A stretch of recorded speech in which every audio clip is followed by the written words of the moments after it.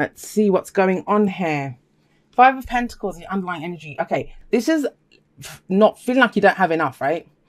There might have been a rejection of some kind, something that you were going for, and it's the poverty card. Emotional poverty, financial poverty, whatever it is, you just don't feel like you have enough. Well, going into this week, there might be kind of that kind of scarcity and thinking like, what the hell do I actually have?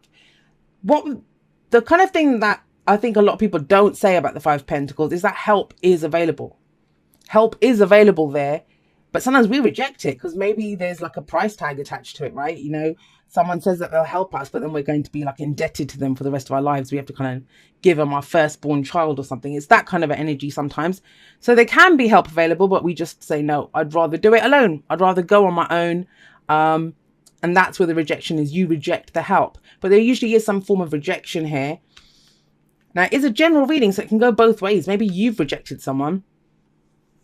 It's interesting to me that the sun is the focus, because that's why I'm kind of harping on about the rejection of help, because you seem to see the potential in something. You seem to see the potential for great happiness in a situation. Now, it might be that you have a plan for a business or for a relationship or whatever, but it's like, I don't have the money yet, or I don't have the support yet.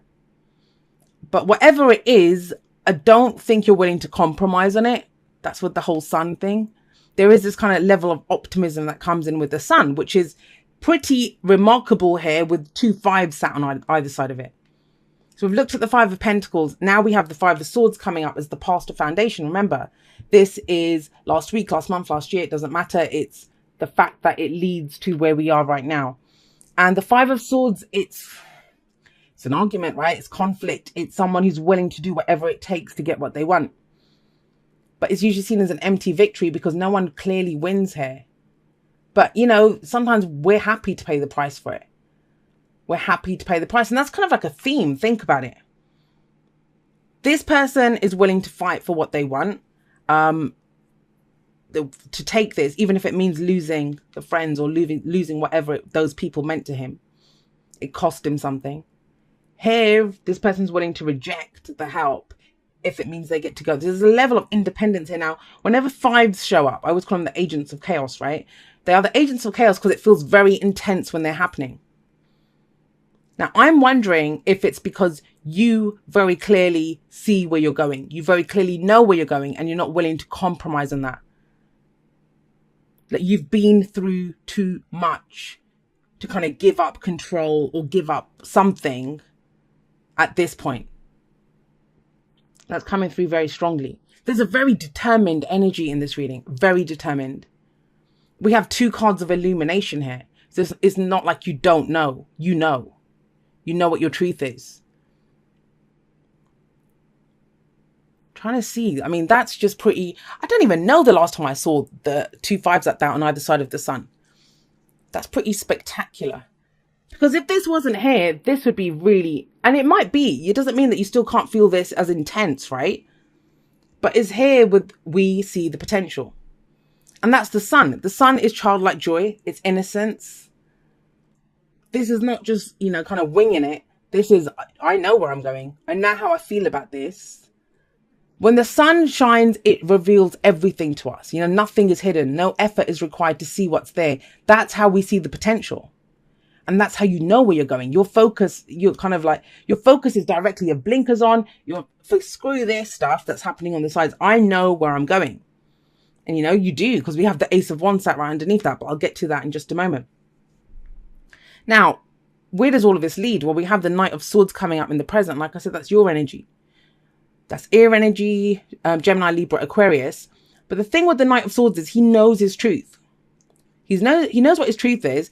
And he's willing to act, and it's very spontaneous energy. He comes charging in out of nowhere, kind of blurts out his truth. So just going to say this, Gemini, you guys might be unleashing your truth on a few people. And it's not always the most pleasant of truths. It is the truth.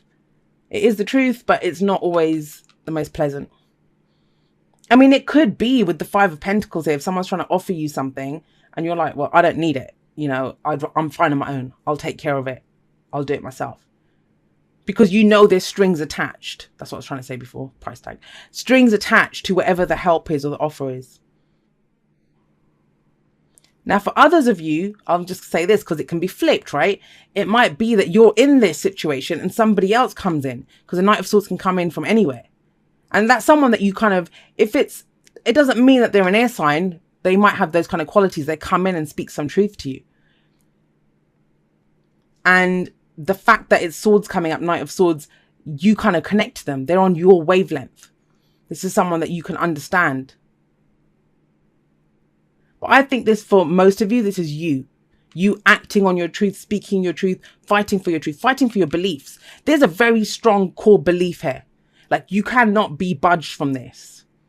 A very kind of resolute, very stubborn energy. Even though we don't have cards like the Emperor and stuff coming out, there's that kind of determination.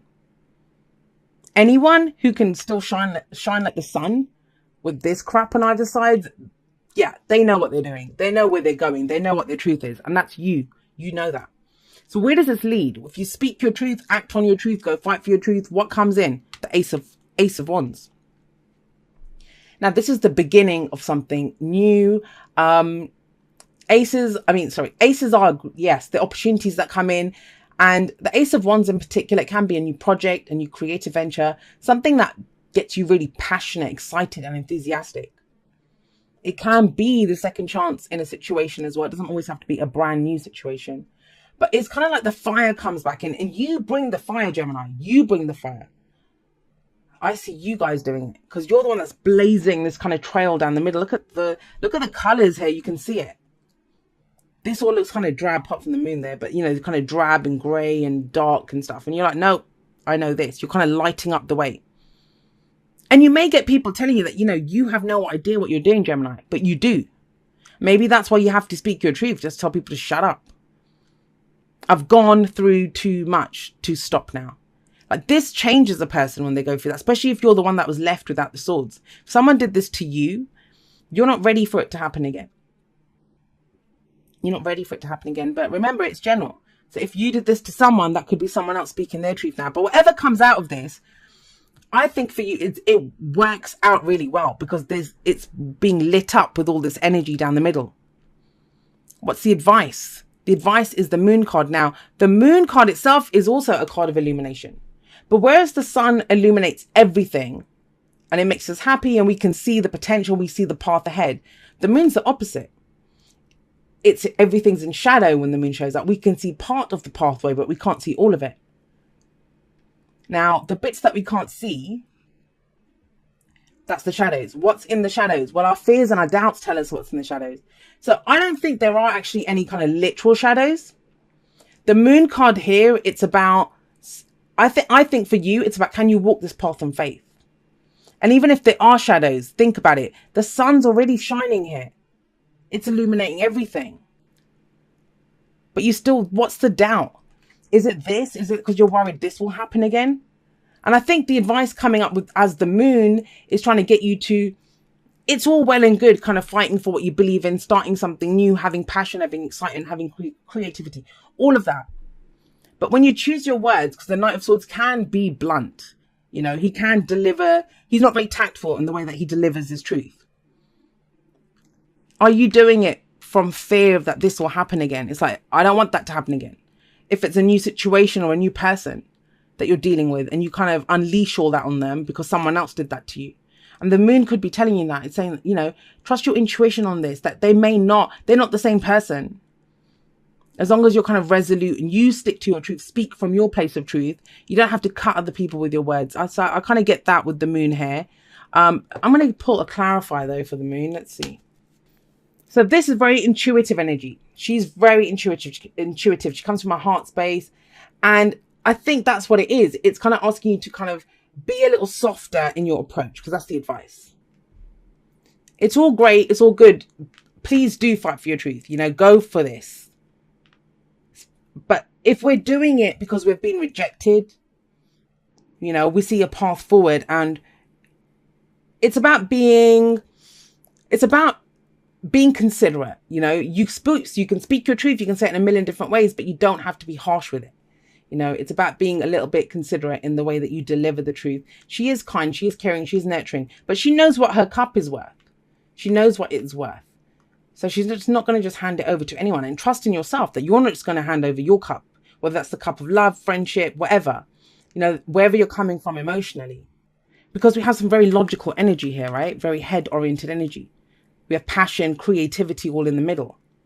But you still have some fears and doubts. And that's normal if you've been through the Five of Swords energy. So if you're dealing with someone new in a new situation, you know, it's about doing it with grace. Coming from a heart space. It may not be that person's fault. It won't be. If it's a new person, it's not their fault. Whatever was done to you in the past, right? Spiritual connection. This relationship has a connection that goes beyond this lifetime. And receive with love and appreciation. Receiving something lovingly from others is a way of showing love. Now, that might be it, right? That you're all on this kind of, I'm going to do this. I know where I'm going. I know what my potential is. I'm going to speak my truth. I'm going to do this. Then there's a spanner in the works. This may be that there's a connection with someone here. And that's what keeps you going, maybe. Even though there's crap all around you with this Five of Pentacles, Five of Swords energy surrounding the sun. Is that what's keeping you optimistic? Is that what's keeping you seeing the potential? Because you know you have this connection with someone. But maybe it throws you that, you know, you are so determined to be on this solo path and go forward and do what you want. And maybe the Queen of Cups is someone else that comes in. And that's what kind of throws you a little bit. You're confused by this. It may be that you say something to someone and you're expecting them to kind of retaliate and argue, because that's what used to happen in the past, right? There was an argument here and it's different now. You know, instead you meet a Queen of Cups type energy. And that's how there's this beautiful new beginning that comes in here. I love this reading, Gemini. It's so interesting. Yeah, a change in the wind. Now, a change in the wind, it is, you know, when we can sense something's about to shift, something is about to change. And whether that's because, you know, you believe that with that the sun showing up here, it's going to change. Or if you're going through this and the moon's that, oh my God, are things going to change? It is a little bit like the Tower card, but you kind of know it's going to happen. That's what a change in the wind is. And that's not necessarily a bad thing. Even if you can sense a storm coming, even if you can feel something like that coming in, it never lasts, right? And it kind of feels like it kind of clears the air. You know, after a good rain where it kind of cleanses the world almost and it washes everything away. There's a shift coming in, you know, if you've been braced for impact, if you've been fighting for something, you've had kind of eyes forward, centered, focused on where you're going. You've taken all the steps, said everything you need to, and you're starting something new. Things are changing. Things are changing. And, you know, I'll say hats off to those of you that this message resonates with, because it's almost like you've kept going despite this. Like you've just not looked left, not looked right. You've just kept going forward. The sun is guiding me. I'm going to follow the sun. And like I said, for some of you, it's some connection that's kept you going. Where you've had faith, where, you know, other people wouldn't have had. It says, dear you, check in occasionally with yourself about your motives behind actions you plan on taking. See, that's what I mean. Don't do it from a place of, well, I got screwed in the past. I'm not going to let anyone do that now. Especially when you have an end game in mind. Is the source of your motivation desire or entitlement? Maybe you're drawn to a certain path because you think it will bring you a feeling related to the outcome you seek, like safety or wholeness. Know that you will see a reflection in the outer world of the motive that drives you forward. Do you need a motive? Can you simply be pulled in the direction your soul calls you toward joy, discovery, growth, or adventure? This is adventure, right? Participating in something compelling and meaningful without trying to define it. If you can step forward, surrender to whatever spirit has in store for you, you'll be amazed at how things turn out. Check your motives and hand them over to spirit. Everybody here wants the best for you. Life loves you more than you know. So there is that. I got a little bit of that here. And maybe that's the moon. That's trusting your intuition and the softer side, right? That you don't have to just cut someone down. No matter what, it's about showing grace under fire. And I think you have done already. It's about going forward with that. And especially not, I'm just going to say this and it might just be for one person, or maybe you're dealing with someone like this. There's a kind of sense of like vengeance here. If this was done before, I'm going to go fight for this and have vengeance. But this is not about that. This guy doesn't fight to kind of show someone else. He does it just to fight for his ideals, for his beliefs and stuff. It's not about cutting down anyone else. It's all about what his own thoughts and ideas are. He fights for himself, for his king, for his whatever, his beliefs. So I would just be very mindful of that, because otherwise, you know, it's amazing energy. Focus on this in the middle, and you have been. That's the whole point of this. You have been focusing on this kind of trail, the trail that you're blazing down the middle of your reading.